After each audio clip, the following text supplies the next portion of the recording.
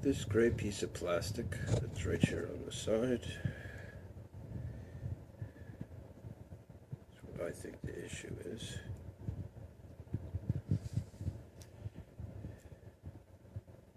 See how it's sloppy as shit and moves all over the place. I'm going to try and wire.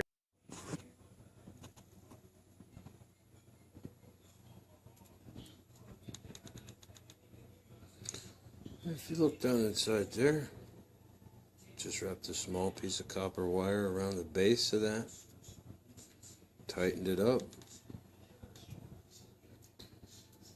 and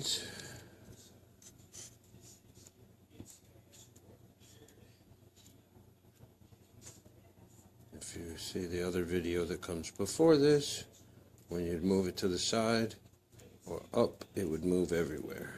Just that little piece of wire locks that back into place.